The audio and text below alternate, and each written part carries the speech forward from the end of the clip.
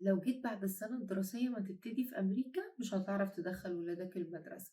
خلاص كده هتروح عليهم السنة الدراسية، خليهم بقى قاعدين في البيت السنة دي.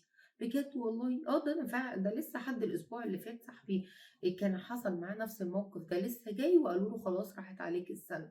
طب انا ايه الاوراق اللي المفروض اجيبها عشان ادخل ابني المدرسة؟ جيب شهادة بقى فيها كل درجاتهم، واطلع بقى بالتقرير بتاع المدرسة بتاعتهم في بلدهم على السفارة واختمها، وبعد كده اطلع على العباسية ولف بقى على كل المصالح الحكومية. دي قصة كبيرة، ربنا يقويك يا رب. طب أنا عايزة أول ما أجي أشتري عربية، هينفع أسوق بالرخصة الدولية؟ لا طبعا، ازاي تسوق برخصة دولية في أمريكا؟ ما ينفعش تسوق بيها. اتبهدل بقى شوية كده في المواصلات لحد ما تبقى تطلّع الرخصة بتاعتك. طب والرخصة بتقعد قد إيه أمّا تطلع؟ ده شهور بقى، ربنا يقويك. لا حول ولا قوة إلا بالله. طيب أنا لو عايز أعادل شهادتي لمّا آجي وأخش جامعة أو أشتغل بشهادتي مثلًا، أعمل إيه؟ لا، لا، لا، لا، لا، لأ، ما فيش حد هناك بيشتغل بشهادته، ده قصة كبيرة جدًا، ده الشهادات أصلًا مش مُعتمدة أصلًا في أمريكا. كفاية، كفاية يا جماعة، سوري في الكلمة فتي.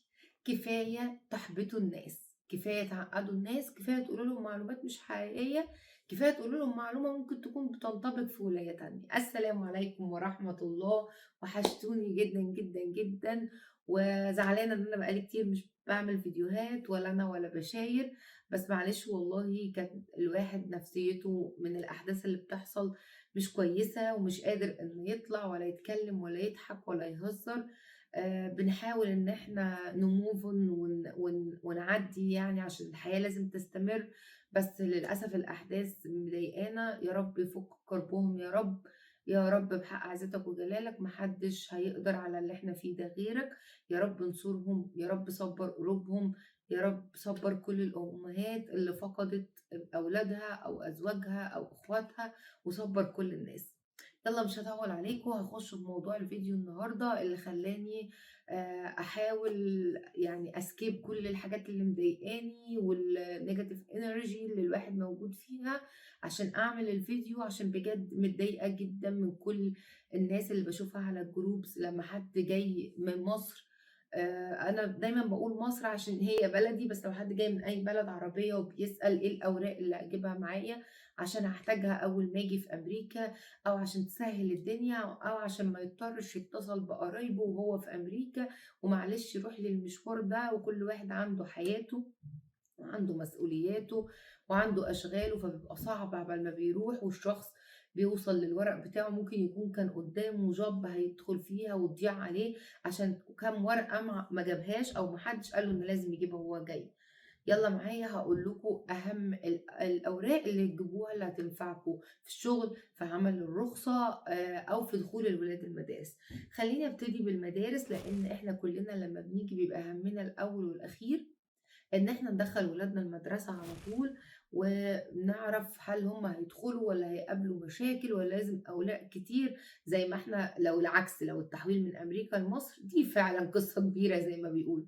أمّا من مصر لأمريكا كل اللي بتحتاجه إن أنت هتجيب شهادة ميلاد الطفل، ما ليش دعوة خالص بالمدرسة. يعني لو أنتم في مدرسة خاصة والمدرسة مضايقاكم وعايزاكم تدفعوا فلوس وعايزاكم مش عارفة تعملوا إيه وإيه وإيه عشان خاطر تاخدوا الشهادة الدراسية، ما فيش الكلام ده. المدرسة هنا ما بتحتاجش خالص شهادة الدراسية ولا الreport card، التقرير يعني من المدرسة، ولا أي حاجة من الحاجات دي. الكلام ده أنا 100% متأكدة منه، يعني at least لحد الhigh school، يعني لحد سنة مثلًا تانية ثانوي عندنا في مصر.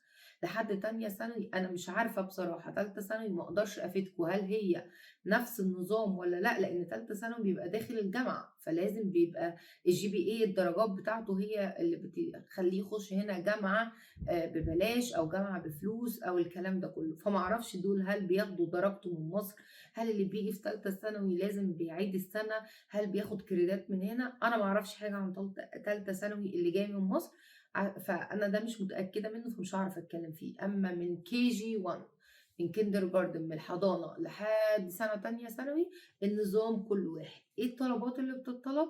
أول ما بتروحوا المدرسة بيطلب منكم شهادة ميلاد الطفل، شهادة ميلاد العادية يعني اللي هي بنطلّعها أول ما الطفل بيتولد.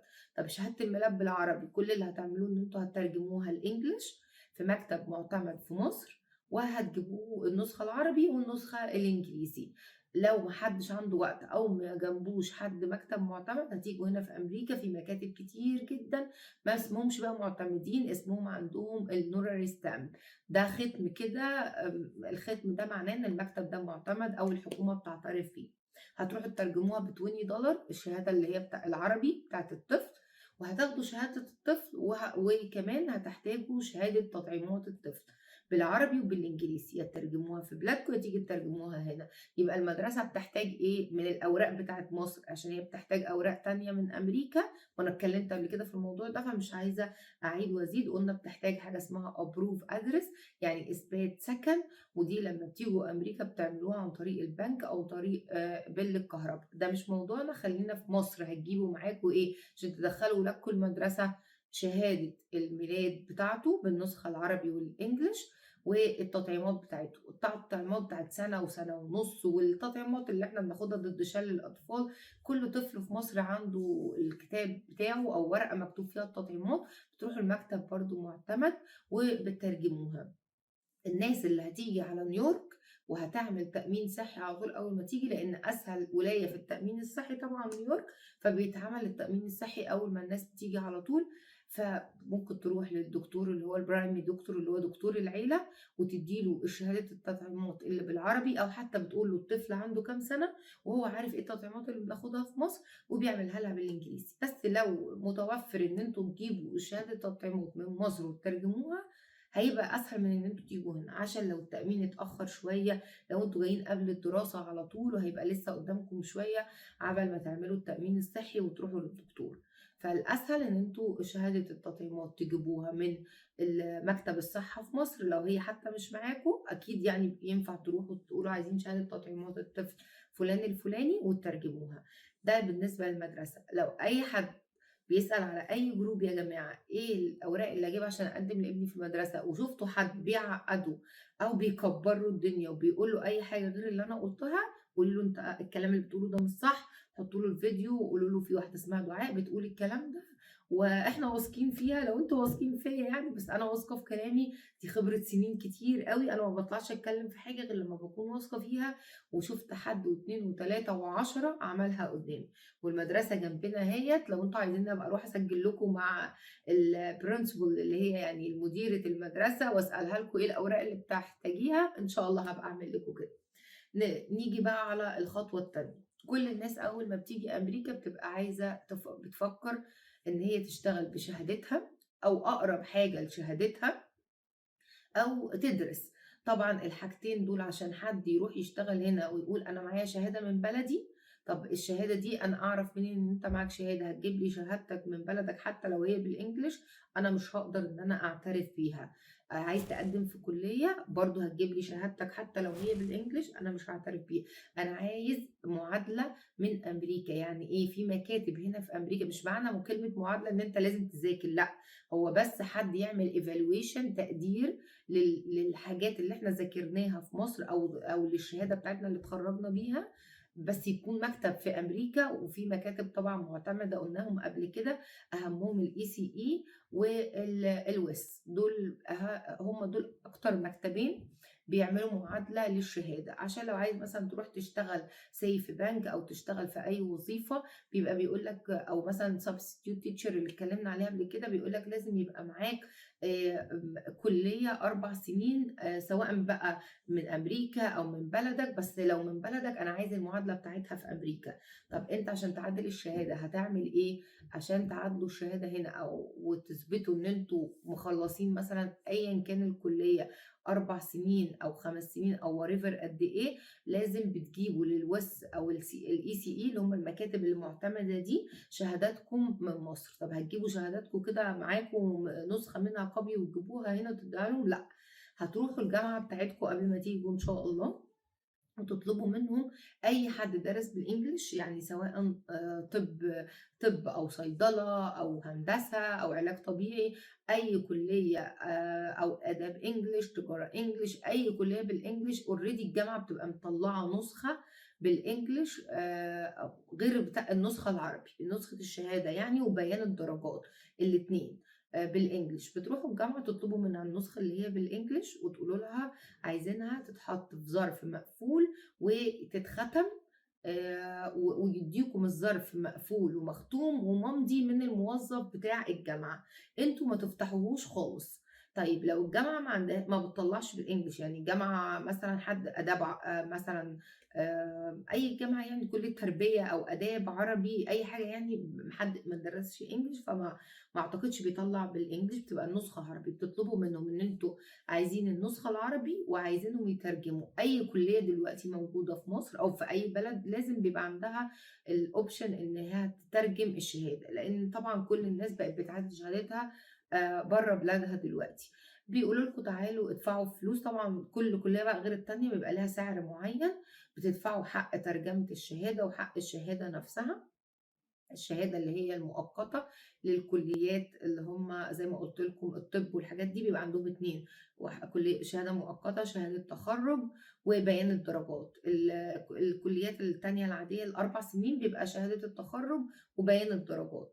بتطلبوا منهم ان انتوا عايزين الشهادات دي تترجم وتتختم في ظرف مقفول. بيقولوا لكم اسبوعين 3 كل جامعة غير التانية وتعالوا خدوهم.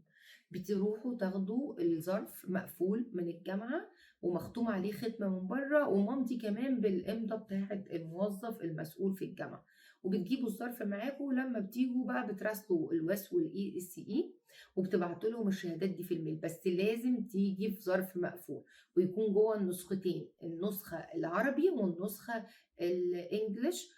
لو هي مترجمة، لو طالعة من الجامعة انجليش مش شرط تجيبوا النسخة العربي، بيبقى كفاية ان هي جاية النسخة الانجليش لو عليها من فوق الاسم بتاع الجامعة.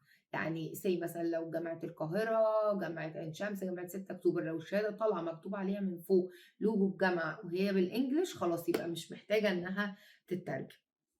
النقطة الأخيرة اللي عايز طبعا يسوق أول ما يجي أمريكا، في ناس بتبقى متعودة إن هي بتبقى بتسوق أو يكون معاها عربية ما بتعرفش تركب مثلا مواصلات. إمكانياتها أو قدراتها أول ما تيجي إنها تشتري عربية أو راحة ولاية مش هينفع إنها تركب، ما فيهاش مواصلات، لأن في ولايات هنا ما فيهاش مواصلات نهائي يعني. مش زي نيويورك، يعني نيويورك المواصلات متوفرة في كل حتة ومحدش بيتبهدل في نيويورك من غير عربية. بس في ولايات تانية الشخص لو مش مقدرته يجيب أوبر أول ما يجي مش هيلاقي مواصلات، وممكن يمشي تقريبا يعني مسافة كيلو أو 2 كيلو عشان يلاقي الباص أو يلاقي أي مواصلات. طب أول ما بيجي الشخص على ما السوشيال بيجيله والجرين والحاجات دي بياخدوا وقته خصوصا دلوقتي. طب يعمل إيه لو هو عايز يجيب عربية؟ ياخد رخصة دولية يطلعها في مصر أو في بلده ولما يجي يسوق بيها. الرخصة الدولية معترف بيها في أمريكا، والشخص بيقول للبوليس لو وقفوا دي الرخصة بتاعتي الدولية، أنا لسه جاي ومستني إن أنا على ما أعمل الرخصة بتاعتي فأنا بسوق بالرخصة الدولية. كل الناس بتسوق بالرخصة الدولية، بل بتأجر كمان عربيات لو حد حتى مش مقدرته يشتري في الأول وعايز يأجر، بيأجر عربيات بالرخصة الدولية. مفيش حاجة اسمها زي ما اتقال لنا من سنين السنين ان ما ينفعش حد يسوق في امريكا بالرخصة الدولية، الكلام ده غلط. وعشان تعملوا الرخصة بتاعت امريكا زي ما قلت لكم قبل كده محتاجين 2 كريدت كارد او فيزا كارد او ديبت كارد، يعني يكون عليهم اساميكم بالانجليزي. فلو حد عنده في بنك في مصر الفيزا بتاعته مكتوب اسمه على الفيزا بالانجلش، يعني زي CIB او HSBC او البنوك اللي هي بتطلع الفيزا بالانجلش، يجيبوا 2 كريدت فيزا، يعني سواء او كريدت كارد يجيبوا 2 فيزا معاهم مكتوب عليهم الاسم بالانجلش عشان لما يجي يقدم للرخصة. طبعا انا اتكلمت في فيديو قبل كده عن الطلبات بتاعة الرخصة، بس انا بتكلم على اللي هتجيبوه من مصر يكون 2 فيزا مكتوب عليهم اساميكم. دي اهم حاجات المفروض ان انتوا تجيبوها معاكم وانتوا جايين من مصر. أهم من التوابل وأهم من السمنة وأهم من الحاجات الكتير اللي الناس بتقعد تفكّر فيها وتكتبها على الجروبس، لإن فعلًا بجد ده هيوفّر عليكم كتير أمّا تجيبوا الظرف المقفول، لمّا تجيبوا رخصة دولية، لمّا تجيبوا الcredit card، لمّا تجيبوا أوراق ولادكم بتاعة المدرسة، ده هيوفّر عليكم كتير جدًا إن أنتم لمّا تيجوا هنا إن أنتم تبعتوا تحاولوا تجيبوا الأوراق من مصر وحد يبقى مسافر يجيبها لكم وحد هناك يفضل يعملها لكم. مش هاطوّل عليكم أكتر من كده في الفيديو ده، يا رب يفيدكم إن شاء الله، وادعوا إن الأحداث دي تخلص وإن ربنا ييسّر الحال لإخواتنا. وإن تعدّي الفترة دي على خير عشان إن شاء الله نتشجّع ونعمل أكتر وأكتر فيديوهات وحاجات تفيدكم أكتر وأكتر. إن شاء الله الفترة الجاية هاحاول أعمل في مواضيع كتير باشوفها على الجروبات الناس بتسأل فيها، بابقى نِفْسي أرُد عليهم بس بيبقى ما ينفعش في كتابة لازم في فيديو، بس زي ما قُلت لكم كان الواحد صعب عليه يعمل فيديوهات الفترة اللي فاتت. ويا ريت بقى تشجّعونا شوية بالsubscribe وبالlike وبالshare. عايزين عدد الناس اللي في القناة يزيد عشان لمّا أعمل الفيديو أحس إن في ناس كتير بتتفرّج عليه وناس كتير بتستفاد منّه، عشان بصراحة أنا بييجي لي إحباط لمّا بالاقي الفيديو ما اتشافش كتير أو ما فيش حد علّق كتير أو ما حدّش قال إن هو أفاده في حاجة، فباحس إن مجهودي راح على الفاضي يعني. فأحب طبعًا الحمد لله الواحد مجهوده عند ربنا بإذن الله، ربنا عالم بنيته وعالم إن هو عامل الموضوع ده عشان يفيد الناس ناس كتير وعشان خاطر ما حدش يتبهدل ولا حد يُقع في مشاكل لمّا ييجي ولا حد يحتاج لحد، يبقى مجرد إن ما يكتب على اليوتيوب المعلومة اللي عايزها تطلع له على طول. بس برضه كلنا كبني آدمين بنحب يعني كلمة تشجعنا، كلمة حلوة من الناس، comment كده حلو. يعني أي حاجة منكم أنا راضية بيها، ما تنسوش تعملوا share وsubscribe وlike وأشوفكم إن شاء الله في فيديو جاي، والسلام عليكم ورحمة الله وبركاته، ربنا يوفقكم جميعًا ويوفقنا وما تنسوناش من دعوة حلوة.